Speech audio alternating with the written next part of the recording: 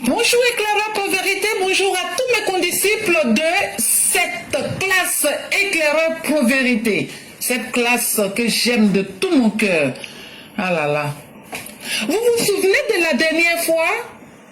Nous nous interrogions si cette année 2025 sonnerait le glas de la politique mortifère que nous avaient imposé les successeurs d'Houphouët-Boigny. Ah bah, Cocorico, même si nous n'y sommes pas encore, nous n'en sommes pas loin, grâce à Baba Ouattara. Tous les signes nous le promettent. Voyez-vous, ni Gbagbo, ni Tcham, ni un autre pépéro fâché n'a osé donner de la voix, même pas pour donner un mot d'ordre. Ce qui signe un échec cuisant à cette opposition, toute réunie.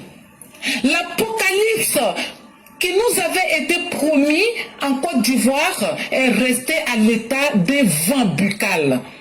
C'est ce qu'on appelle Dagba Chidron. C'est le début de la débandade dans l'opposition. Et ces cyber-militants sont sur le cul.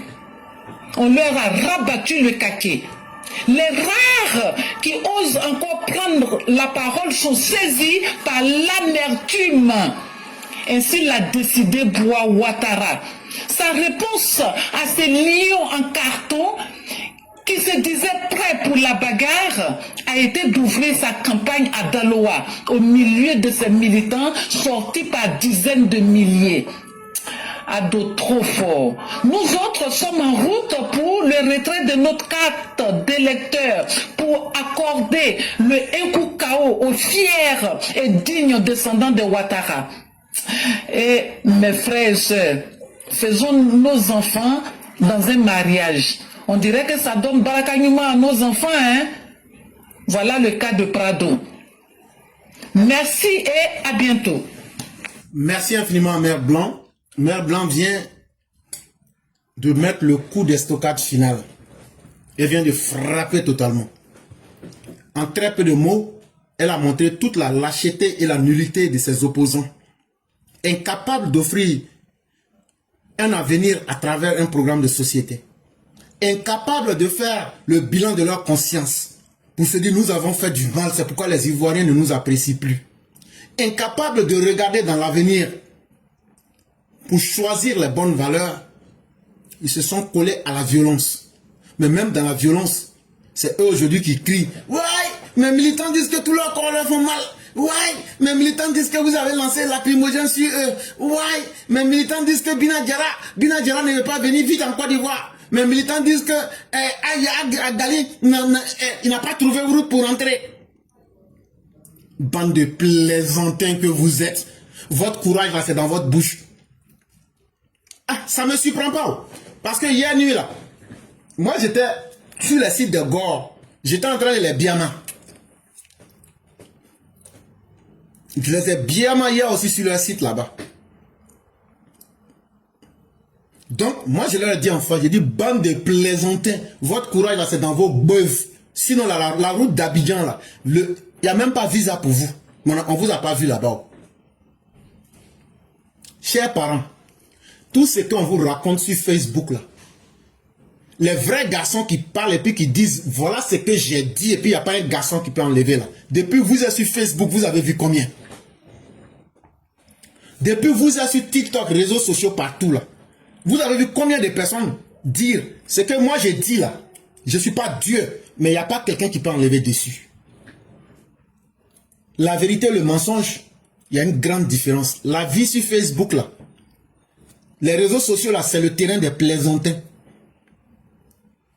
Quand tu es un vrai garçon là, tu descends sur le terrain. Quand tu es un vrai garçon là, ce que tu dis là, on voit ça sur le terrain.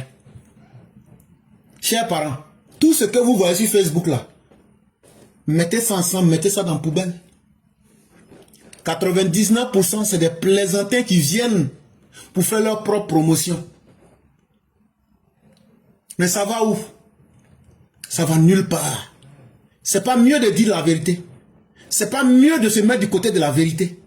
C'est pas mieux de dire quelque chose Et puis demain, les gens vont voir pour dire, hé, éclaireur, ah, tu dis que bientôt, là, on aura notre propre Internet avec notre propre télécommunication. Mais il y a un an, tu avais dit ça. Ah, moi-même, je dis, j'avais oublié. Si c'était mensonge, là, comment j'allais faire? Tu avais menti il y a un an. Comment j'allais faire? Comment j'allais faire? Dans la vie, là, mieux vaut rester digne et se faire respecter, mais se faire détester avec sa vérité, plutôt que de venir mentir, jouer les musclés dans la bouche sur TikTok, Facebook, et demain on vient découvrir. Et puis ce que j'ai remarqué aussi, la TikTokeuse qui est ici aux États-Unis là, mère blanche, femmes sont chauves, moi je n'avais jamais vu ça. Mais c'est cette semaine, la semaine passée là, tellement elle était énervée là, quand elle a enlevé tout maquillage là, déjà il y a femme chauve aussi. Femme chauve. Hey. Déjà, la vie là, il y a beaucoup de choses. C'est là on dit si tu n'es pas mort là, c'est que tu peux tout voir. Femme chauve, elle a fait les boucles, elle a fait les tresses comme pour Kita là, la petite soeur de Kimbo là. Mais au milieu là, il y a